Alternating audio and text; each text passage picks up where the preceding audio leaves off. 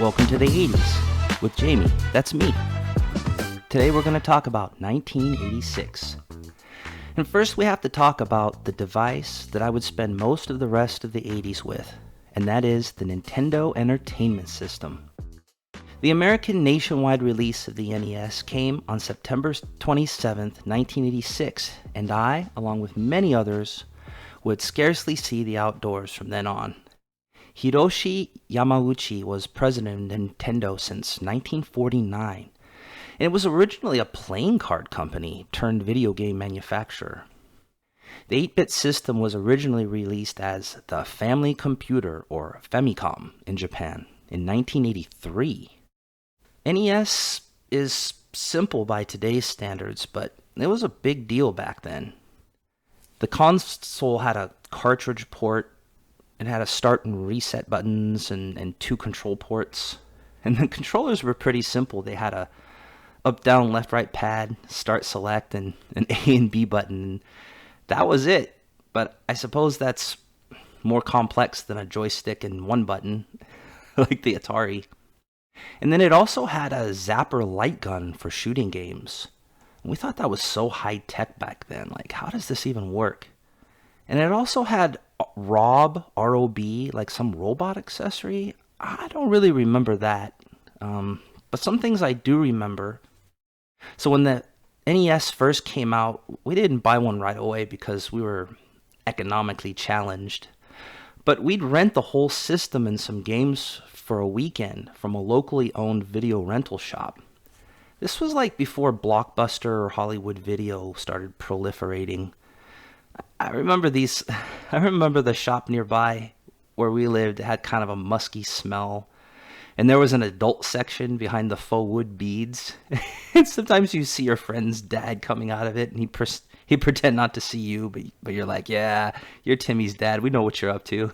I miss these local third places. You don't see as much of those kind of third places around anymore. Anywho, some of the initial game offerings I remember are, of course, Super Mario Brothers, Excite Bike, Hogan's Alley, Kung Fu, and Duck Hunt. With that dog who'd laugh at you if you missed the ducks, and then you try to shoot him, and you never got him. Dog was so annoying, right? We have a whole podcast episode about our favorite NES games. You should check it out. Not long ago, I bought a little mini NES. It's so high-tech now. It was really small, and it had a bunch of games preloaded on it. And I thought it was so cool, and I tried to play with my son, but he thought it was so lame. That's so sad. If you were a kid in 1986, you probably remember the Space Shuttle Challenger disaster. On January 28, 1986, the shuttle blew up 73 seconds into its flight, killing all 7 astronauts on board. It was the first fatal accident of an American spacecraft while in flight. This by itself would have been memorable for everyone, but it was more so for school children, because there was a teacher on board named Krista McAuliffe. She was America's school teacher in space, so she was going to be like in the shuttle, and she was going to be our teacher up there. That's pretty cool, right? And we were all pretty excited about it. So, because we all had our own teacher going to space, and she was going to kind of teach us from up there, pretty much every kid in America was watching the takeoff at school. And then it broke apart in a big plume. And I remember thinking, I don't think that's part of the plan. And I was in Mrs. Hawthorne's homeroom, and I'm glad because she always had a very calming effect on us. And then I remember later in the evening, we watched President Reagan address the nation, and he talked specifically to school kids, directly telling us that the future belongs to the brave. So staying on the subject of space, in 1986, Halley's Comet was visible to the naked eye, reaching its nearest approach to Earth for a while. In fact, it won't come back for a visit until like 2061. And there was something of a comet fever in 1986. It was studied by multiple spacecraft, including the Giotto from the European Space Agency, the Vega 1 and 2 from the USSR, the Sakigake and Suisei from Japan, the IC-3, which was an international spacecraft, and then the Pioneers 7 and 12 from NASA. Then one other big event in 86, so later the Soviets would have their own disaster. Starting on April 26, 1986, the number 4 reactor at the Chernobyl nuclear power plant in northern Ukraine exploded, starting the worst nuclear disaster and the costliest disaster in human history. We have a podcast episode exploring the Chernobyl disaster. It seems to be among our most popular episodes, so you'll have to go check that out. With all the disasters happening in 1986, let's do the typical American thing and distract ourselves with sports. On January 10th, Kareem Abdul-Jabbar of the LA Lakers scored his 34,000th point. Am I reading that right? That's crazy. It was during a win in over the Indiana Pacers. And he was the only NBA player to do this and held that record until 2023, until recently, when it was finally surpassed by LeBron James. And then Dan Marino threw his 100th career touchdown on September 7th, and he was the fastest quarterback to do so. And then going back to Kareem Abdul-Jabbar, did you know he was a martial artist too? He studied under Bruce Lee. That's crazy, right? And then on April 20th, Michael Jordan sets an NBA record with 63 points in one game. He's like half the game. And then there's a lot of NHL stuff going on. So on March 7th, Wayne Gretzky broke his own NHL record with 136 assists because he's Wayne Gretzky. And later, he'd also set a NHL record for his 213th point of the season. Wayne Gretzky was huge back then. I think maybe he's still like the most famous hockey player ever. And then for you Canadians out there, Kurt Browning was the first figure skater to land a quadruple jump. And we have a whole figure skating podcast episode with a Canadian guest. So you'll have to check that out. So let's talk about music. We've talked a lot about Michael Jackson, but his sister Janet Jackson owned 1986 with the release of her hit album Control on February 4th. Had a number of hit singles including What Have You Done For Me Lately, Nasty, When I Think of You, and the titular Control. It would go on to win a bunch of Billboard year-end accolades, a Grammy, an AMA, and it won awards for the music video. She was really cool. It was great dance choreography in her music videos. In 2020, Rolling Stone, on their 500 greatest albums of all time, named it 111. And recently, 2024, Apple Music put it as number 42 on their best albums. I like the album cover too. It's like this 80s graphic design by Tony Varamentes, and it's got her with the big hair and all this kind of 80s graphic all over it. It's pretty cool. But Michael Jackson, even though he kind of surrendered the Billboard to his sister that year, he was still busy. On September 19th, his 3D short film extravaganza Captain EO premiered at Disneyland and Disney World. I think I went to Disneyland like the following year, and I remember how cool Captain EO was. It was like this 3D sci-fi, but also had like real effects like lasers and smoke. And the music, the effects, it was more of a ride than a film. It had great cinematography, and the cinematographer called it the first 4D film. That's what they were going for, like with all these kind of in-theater effects. It was directed by Francis Ford Coppola, and it was a co-production of Walt Disney and Lucasfilm, which wouldn't be a co-production today since Disney bought out Lucasfilm. And it ran from 1986 to 1997, but it had a revival for a while in the 2010s after Michael Jackson's death. On November 15th, 1986, it was the debut album of Beastie Boys, License to Ill, with singles like You Gotta Fight for Your Right to Party. Because that's what we were concerned about in the 80s. Civil rights had already been achieved, so you got to fight for your right to party. You know what I'm saying? Yeah. Brass Monkey and No Sleep Till Brooklyn. Cool rap songs. It was the first rap LP to top the Billboard 200 and the second rap album certified platinum. and was certified diamond in 2015. And so it's on a number of like magazines list of the best albums of the 1980s. So we got to talk about Genesis and Phil Collins. Invisible Touch was released by Genesis. It was their 13th studio album and had a number of singles like Invisible Touch, Throwing It All Away, In Too Deep, Tonight, Tonight, Tonight, and Land of Confusion, which had an interesting music video with character puppets of the band and like world leaders like Ronald Reagan, Margaret Thatcher, and Mikhail Gorbachev, and characters like Rambo and Mr. Spock, and all the other musicians of the day like Prince and Tina Turner. Eventually spoofing Band-Aid, and Live Aid, they spoofed like those mega groups too.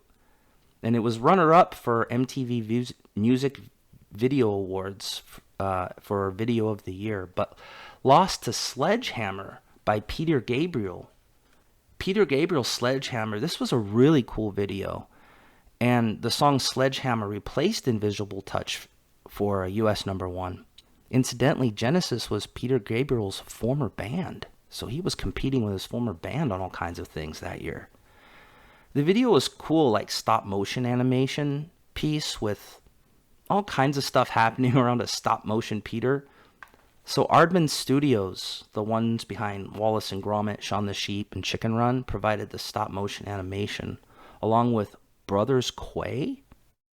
Peter had to lay under a sheet of glass for 16 hours while they filmed the video. Like frame by frame. It was worth it. Because it would go on to win a total of 9 MTV Video Music Awards, the most a single video has ever won. And now I have to talk about Bon Jovi. On October 18th, 1986, they released their album Slippery When Wet. This is a staple 80s rock album. Its single includes You Give Love a Bad Name, Wanted Dead or Alive, and of course, Oh, Living on a Prayer. This song has topped and recharted over the decades to become one of the best-selling singles of all time. And you can hear it in any dive tavern karaoke night around the world today, including the one in my town. I'm not saying I go up and sing it, but I kind of do. So I'm going to name off a few more songs and artists that come to mind. I like Steve Winwood a lot. Songs include Higher Love and Back in the High Life Again. Salt and Peppa's Push It Real Good. And Run DMC was cool. They had It's Tricky and My Adidas. And then they did a cool collab with rockers Aerosmith for like this rap rock version of Walk This Way. That was pretty good. And Only in My Dreams by Debbie Gibson. I love it. I don't care what anybody says. And then The Final Countdown by Europe. That's epic. I'm not saying I sing that at the karaoke dive bar nights either, but I kind of do. And then Dancing on the Ceiling by Lionel Richie. That's just loads of fun. I really like that song because it's just fun. And then finally, I will end this music session with That's What Friends Are For. Another mega single for Charity, sung by Dionne Warwick, Elton John, Gladys Knight, and Stevie Wonder. It was the biggest single on the Billboard year-end Hot 100. And it was released as a charity single for AIDS research and prevention. Do they still release supergroup songs for charity like that anymore? They used to do that back in the 80s, and I don't know if you see that anymore. Let's talk about a few books. So Stephen King shows up again, this time with It, which was made into a TV miniseries that scared the heck out of us in 1990. Then they made the movie in 2017 and its follow-up in 2019. Howl's Moving Castle by Diana Wynne Jones. Miyazaki would go on to make a film out of that in 2004. And in the world of comics, you had Watchmen #1. They came in a series back then. You can buy them the whole book now, but they came in series back then. And then Frank Miller's Batman: The Dark Knight Returns. And then these two comics were pretty dark. Both these comics inspired the typography designer Vincent Conner to create the Comic Sans font. Did you know that? That's crazy. So the 80s produced the Comic Sans font, the bane of typographic people everywhere. I think it's a pretty good font. Going to talk about movies now. The highest grossing film of 1986 was Top Gun. It was very influential with my generation. I joined the Navy with influence with this film, I'll admit it. And we have a whole podcast episode about Top Gun. Check it out. Then Iron Eagle came out this year too. Some say it was the Air Force ripoff of Top Gun, but that is untrue. Iron Eagle came out in January. Top Gun was released in May. So I have an article on the 80s and 90s.com that compares the two films. And you can go to Google or any search engine right now and type in Top Gun versus Iron Eagle, and the article should pop up near the top. Check it out. I think it's interesting to look back and see that comedies did so well back in the 80s. You see a number of comedies in the highest grossing film list. The very close second highest grossing film was Crocodile Dundee. It's about this bushwhacker Aussie guy who follows a beautiful girl back to New York City, and he's all Aussie outback, kind of fish out of water in a big American city. I went to Australia a number of times when I was in the Navy, and they kind of have a love-hate relationship with Crocodile Dundee. On the one hand, they're always proud when a part of their culture becomes popular in the U.S., but on the other hand, Crocodile Dundee kind of stereotypes Australians as like outback dwellers fighting reptiles and stuff. Most Aussies are like city or suburb people, and they're actually not very different than many average Americans. So other comedies in the top 10 include Back to School, starring Rodney Dangerfield. I don't think that would ever be in the top 10 today. I have an article all about movies where adults return to school on the 80s and 90s.com. Check it out. And then Ferris Bueller's Day Off was a John Hughes classic. I introduced this to my son and his mom, and they were literally just angry Ferris got away with all this shit he pulled. They were literally angry. They were so pissed at me for making them watch that movie and all the injustice. Yeah, check out our John Hughes podcast episode for more on that. And then The Golden Child, a fantasy action comedy with Eddie Murphy, was in the top 10, which I think is unfair because John Carpenter's fantasy action comedy, Big Trouble in Little China, starring Kurt Russell, premiered this year. I think it was much better. Fortunately, Big Trouble in Little China is more recognizable over the years and become kind of a cult classic. And I will say Star Trek IV: The Voyage Home was an action comedy. This is the only Star Trek that was a comedy. It's about the Starship crew going back to get a whale back in time, and they got to navigate 1980s San Francisco. And then other movies in the top 10, The Karate Kid Part 2. I had such a big crush on Kumiko, played by Tamlin Tomita back then. And while Top Gun encouraged me to join the Navy, The Karate Kid 2 influenced me to get stationed in Japan as my home port. 1986 was a very influential year for me. And let's talk about Aliens, James Cameron's classic sci-fi horror action film starring Sigourney Weaver. Very cool movie. I've said this in our best movie one-liners episode, but my favorite scene is when Ripley gets in the big mech robot, ready to kick some ass, and she says to the giant xenomorph queen, "Get away from her, you bitch!" That's classic. And some other films that come to my mind from 86, Highlander, kind of a slow-burning cult film about a sword-wielding immortals with Christopher Lambert and Sean Connery. And it's got a really cool Queen soundtrack. And we have a podcast all about our favorite movie soundtracks, and Queen doing Highlander is on that list. It's on my list. Rad. I mentioned this because the movie is called Rad, and it's about BMX biking, so that's very 80s. Lucas with Corey Haim and Charlie Sheen and Cary Green. This is a cool teen flick about like teenagers figuring themselves out. And in my opinion, it's better than Pretty in Pink, which also came out this year. I'm going to say it. And then Short Circuit with Ali Sheedy and Steve Guttenberg. Number 5 is alive! It's about a robot that comes to life, and this girl has to try to protect the robot. And then Cobra with Sylvester Stallone. I don't care what anybody says. That's an awesome action movie.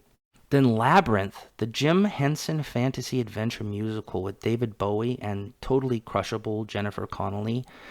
Yeah, that's so good. And did you know, despite the fact that the film is almost entirely puppetry, the owl in the title sequence was the first photorealistic CGI animal in a feature film? It's a little piece of trivia for you. And then Flight of the Navigator, so cool, right? So this kid who kind of traveled into a little bit into the future, he has a cool spaceship that sounds like Pee Wee Herman. And the CGI was groundbreaking, the whole morphing ship. It was made 5 years before the T-1000 Terminator 2, so I think it's underrated as far as its technical feats. And then Howard the Duck, I think it's a good movie. I'll say it. So you can check out our podcast all about it before you keep judging. Listen to that and then judge. And then Transformers the movie was weird but kind of cool. They basically like killed off all the characters you were used to, and it's kind of unsettling but pretty good. And then Stand By Me, that was a great coming of age film. That's a great one. I'll mention two more sci-fi films that are weird, considered bad, but I think are good.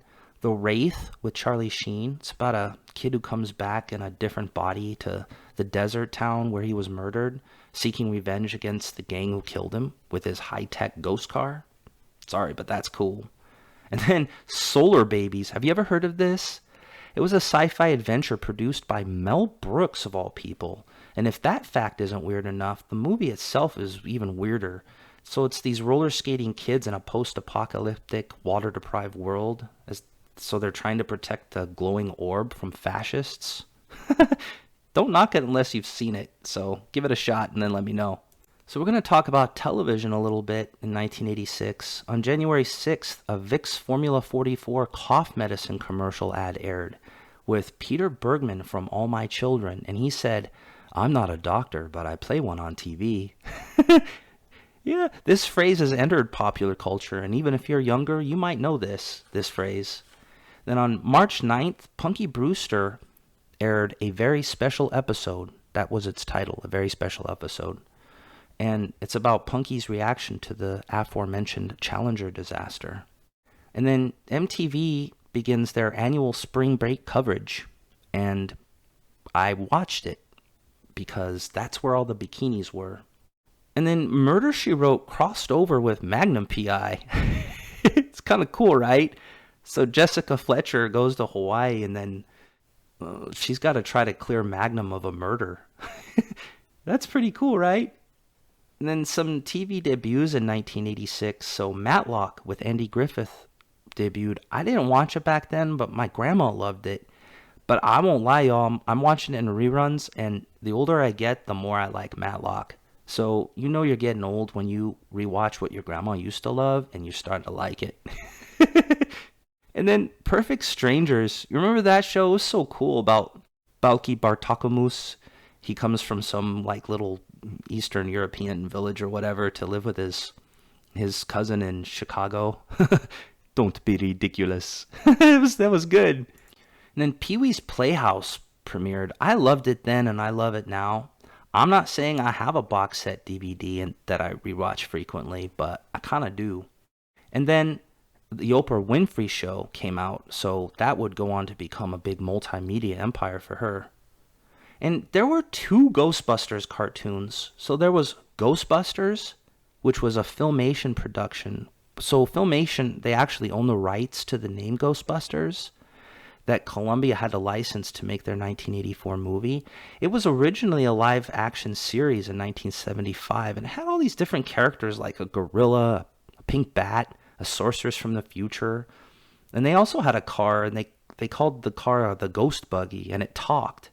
And then they had all these skeleton-shaped things that were kind of sentient, like a skeleton television and a skeleton elevator. It was pretty weird. But since the movie was so successful, they jumped on making their own cartoon. And then just literally days later, the real Ghostbusters premiered. And they wanted you to know it was the real Ghostbusters. And they even named it The Real Ghostbusters. And it was a great cartoon. It had all the characters from the movie, but Slimer made a bigger appearance as kind of their mascot. So that's it. 1986. That's the stuff I remember. Do you remember anything from 1986? Let me know in the comments.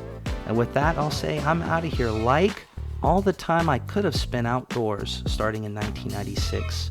Time lost to the Nintendo Entertainment System. I have no regrets. See you in 1987.